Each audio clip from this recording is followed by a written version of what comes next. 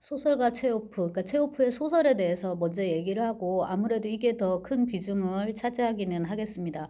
왜냐하면은 시나 희곡을 읽는 것보다는 소설을 수업 시간에 읽는 게 더 쉽기 때문인데요. 제가 여러분 제가 올려놓은 자료를 보시면은 요게 이제 그 2장에 들어가는 거 2장 1절인데 삼공포증 혹은 진부함의 공포 이제 제가 이렇게 써놨는데 체업 소설을 관통하는 키워드 중에 이제 하나라고 이제 생각이 되어서 이 부분에 대해서 고민을 좀 많이 했던 것 같습니다. 구체적으로 가져온 작품은 공포인데 이게 1892년에 이제 쓴 걸로 돼 있고요. 체업이 1860년생이니까 30대 초반에 이제 썼습니다. 지금 현재 그 민음사에서 나온 체오프 단편선에 들어가 있는데 여러분 뭐 굳이 읽으실 필요는 없고요. 여기 드미트리 페트로비치 실린이라는 인물이 나옵니다. 이 사람이 자기가 가지고 있는 삶 공포증, 인생 공포증에 대해서 이제 얘기를 하는데 이게 가만히 들어보면 광장 공포증, 그 다음에 뭐 여러분은 환 공포증 이렇게 동글동글 이런 거 그런 거 이제 무서워하는 거하고 비슷한데 그 얘기를 이제 듣던 화자가 나인데 화자가 뭐가 너는 그렇게 무섭냐라고 물으니까 이렇게 대답합니다.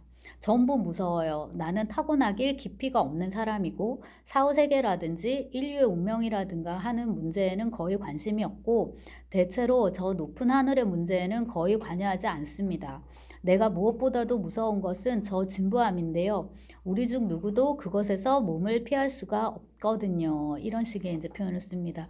이 진부함, 체오프가 말하는 이 진부함, 이 소설에서 실린이 두려워하는 진부함이 사건으로는, 그러니까 소설 속 사건으로는 불륜입니다. 불륜으로 이제 구체화되는데 여기 화자가 우리 집에 지금 와 있는 거, 이 실린 집에 와 있는 거거든요. 근데 처음에 볼 때부터 실린의 아내가 마음에 들었어요. 이름이 마리아인데 처음 이렇게 그래서 애매한 삼각관계를 유지하다가 결국에는 이 화자인 나가 실린의 아내인 마리아와 이제 관계를 갖게 이릅니다. 근데 이제 체오프 소설은 은근히 남녀 평등이어가지고 이게 되게 웃긴데 은근히 남녀 평등이에요. 그래서 여성도 욕망이 있고 그 다음에 이제 이렇게 어떤 사건이 터졌을 때 이거를 여자의 잘못으로 적어도 이제 여자에게 더 큰 잘못이 있는 걸로 이렇게 딱히 몰아가지 않아요.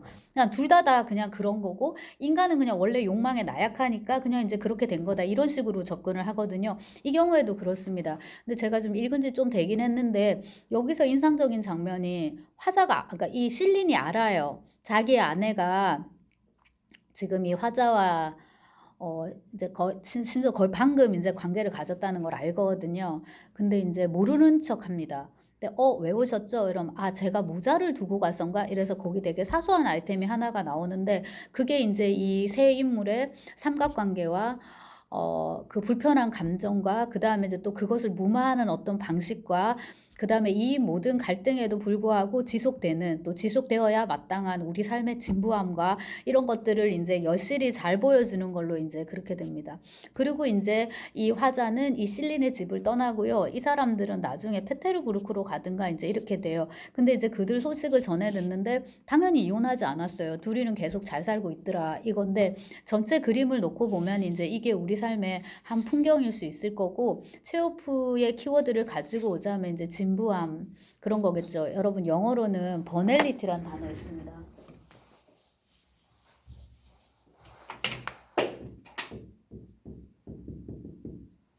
그래서 한나 아렌트가 예루살렘의 아이히만 악의 평범성에 관하여라고 해서 이제 썼던 거 평범으로 이제 번역하는 고단어인데요. 그런 것에 대해서 이제 체호프가 쓰는 거죠. 그 다음에 이제 배짱이라는 소설도 되게 재미가 있는데 여기에는 올가 이바노브나라는 이제 이 주인공이 이제 여성인데요. 예술가를 굉장히 동경해요. 그래서 이제 자기는 예술가하고 결혼을 하고 싶은데 사실 이제 근데 실제로 결혼은 의사하고 이제 하게 됩니다. 그러니까 우리가 생각하면은 특히 요즘 관점으로는 당연히 화가보다야 의사가 나은데 왜 굳이 이라고 이제 생각을 하게 되는데 이 19세기 문학에서 의사는 물론 이제 체호프는 굉장히 19세기 말이지만 19세기 문학에서 이제 의사는 보바리 부인에서의 엠마 보바리 남편 샤를르 보바리가 보여주듯이 이 시골 의사 중인 계급이라고 여러분 생각하시면 돼요. 근데 그도 그럴 것이 이제 정부에서 녹을 받아먹고 사는 거고, 그 다음에 이제 끊임없이 왕진을 다녀야 되고요. 손을 써야 되고, 그 다음에 이제 손을 써야 되고, 되게 좋은 직업이 아닌 걸로 이제 그렇게 보이는데, 그 적어도 이제 그 보바리 부인에서도 엠마 보바리는 남편의 그런 진부함을 되게 싫어해요. 야망 없음, 너무나도 평범함, 따분함, 그 다음에 현실에만 만족하고, 그리고 이제 저 세계가 있다라는 생각은 전혀 하지 않고, 여기 현실의 삶 외에 어떠한 것도 생각하지 않고, 그러니까 상상력도 빈곤하고, 이런 것들 되게 싫어하는데, 이 배짱이가 딱 그 라인을 이제 따라서 전개되는 소설입니다. 다만, 이쪽 보바리 부인은 되게 두꺼운데 반해서 요거는 그냥 단편이고요. 체오프 단편치고는 조금 긴 편입니다. 요것도 그 민음사판에 이제 실려 갖고 있는데, 그래서 이제 이 올가는 결혼할 때부터도 좀 불만이고, 남편의 그런 세속적이고 현실적이고 그런 좀 단순하고 평범하고 예술에도 너무 무관심하고, 그러니까 당연히 이제 결혼 생활이 제대로 진행될 리가 없습니다. 그러다가 이제 화가가 나오는데 랴봅스키라는 이제 이름의 화가인데요. 연애를 하게 됩니다. 그러자 이제 정말 그 로돌프와 연애를 하기 시작하는 엠마처럼 설욕의 기쁨을 느끼는 거예요. 아, 드디어 내가 이제 드디어 이제 내가 소설 속 주인공처럼. 그래가지고 이제 그 묘사를 상당히 낭만적으로 체홉이 이제 해줍니다. 고요한 7월의 달밤에, 볼가강의 증기선에, 터키옥처럼 짙은 푸른빛 바다에, 그 다음에 기껏해야 그냥 생활인, 잘 나가는 의사일 뿐인 남편에 대비해서 남편 대신에 진짜 위대한 사람, 천재, 신의 선택을 받은 사람, 무한한 재능을 타고난 화가, 이런 사람과 내가 연애를 하다니라고. 근데 7월에 이렇게 한창 연애를 했는데 겨울에 이미 끝났어요. 그래서 되게 이것도 이제 환멸을, 최오프가 인생에 대해서 갖고 있었던 그런 염세주의라고 부르면 우리가 최오프를 좀 잘못 보는 것 같고, 일종의 이것도 환멸이겠죠. 별거 없다는 인생 별거 없다. 사랑도 별거 없다라는 이것도 일종의 환멸일 텐데, 겨울에 이미 랴보프스키에게는 새로운 애인이 생겨 있습니다. 그래서 이제 그 랴보프스키의 화실인가 거기를 찾아갔는데 여자 소리가 들리던가 막 그래요. 그게 딱 촉이 딱 오면서 올가가 막 엄청 막 충격을 받고 막 울상이 돼가지고, 그리고 체육 소설의 여주인공 되게 귀엽거든요. 막 이를 갈고 이러기보다는 그냥 막 울어요. 울고 어떡해 막 이런 식인데, 이제 다시 이제 집으로 돌아오게 되죠. 그리고 이제 그 충격이 이제 되게 심한데, 그 와중에 이제 남편 드이모프가 의사이면서 의학을 공부하는 의학자였는데 학위 논문이 통과돼가지고 나 다음 학기부터는 강단에 설 것 같아. 나한테 무슨 병리학 강의를 맡길 것 같아. 이렇게 얘기를 합니다. 그럼 이제 부인이 아, 너무 잘 됐어. 축하해. 이렇게 돼야 되는데 지금 애인을 잃어버린 충격에 휩싸여가지고 그거를 들을 겨를도 없습니다. 그 와중에 드이모프가 디프테리아에 감염되어 사망합니다. 그래서 지금도 이런 감염증이 돌면은 사람들이 많이 죽는데, 이 19세기에는 얼마나 그게 심했겠어요. 그래서 이제 디프테리아에 감염돼가지고 이 드이모프가 이제 오늘 내일 하고 있는데, 올가가 남편이 되게 불쌍하긴 한데 너무 무서운 거예요. 뭐가? 저 병이 자기한테 옮을까봐. 그래가지고 남편 방에 들어가지도 못하고 벌벌 떨어요. 내가 병에 걸리면 안 되는데. 근데 또 다른 한편으로는 뭐 때문에 벌벌 떠냐면, 남편이 저렇게 죽어가는데 방 안에 들어가서 이렇게 위로도 안 해주고 간호도 안 해주는 나를 하느님이 에이 나쁜 것 이러면서 벌할까봐 또 너무 무서운 거예요. 이렇게 또 벌벌 떨고.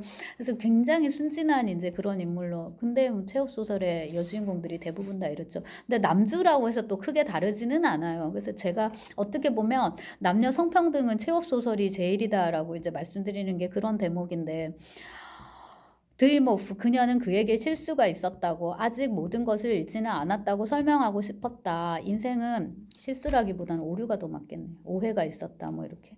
아직도 아름답고 행복할 수 있다고. 그는 드물고 비범하고 위대한 사람이라고.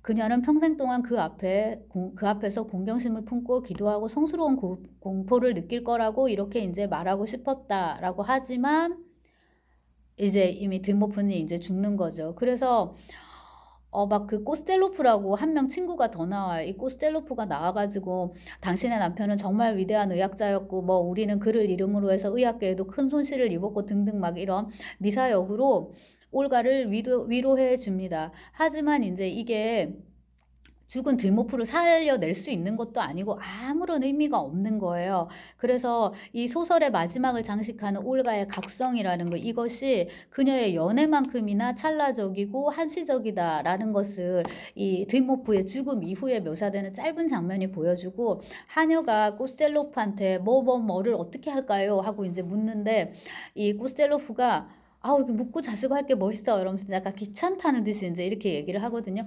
그래서 이제 이 부분이 그 올가의 깨달음을 다시 한 번 더 비웃는 것 같은. 그래서 제목이 배짱인데, 원래 이제 이게 제목으로 생각했던 거는 위대한 사람, 천재인 거죠, 그죠? 그래서 이제 그 올가가 천착했던 그 이분법, 천재와 범인, 이게 이제 그 도스텝스키의 죄와벌의 이제 주인공이었는데, 죄와벌의 도스텝스키의 죄와벌의 주인공의 이제 그 태제였던 거잖아요. 천재냐, 그 다음에 이제 범인이냐, 그러니까 천재냐, 심지어 비유로 이제 써갖고 이냐 이제 이거였는데, 요거를 이제 체홉이 약간 가져와가지고 자기 식으로 이제 대답을 한다고 이제 볼 수도 있을 것 같습니다. 그 다음에 이제 그 여기서 올가라는 인물이 아까 제가 남녀평등 말씀은 드렸는데요. 남자고 여자고 공이 이제 어리석다 내지는 나약하다. 그냥 우리 평민들, 일반 사람들의 이제 모습인데, 에피고넨이라는 거죠, 이제. 이 올가는 계속 소설 속의 삶, 예술 같은 삶, 이제 이런 거를 꿈꾸고, 랴봅스키가 일종의 그 중개자인 것 같이 그렇지만, 랴봅스키 역시도 이제 패러디의 패러디, 아류의 아류, 혹은 에피고넨의 에피고넨, 이건데, 이제 그거를 또 올가는 또 모방하고 있으니까요. 이제 이런 식으로 계속 이제 모방하고 하는 이런 삶.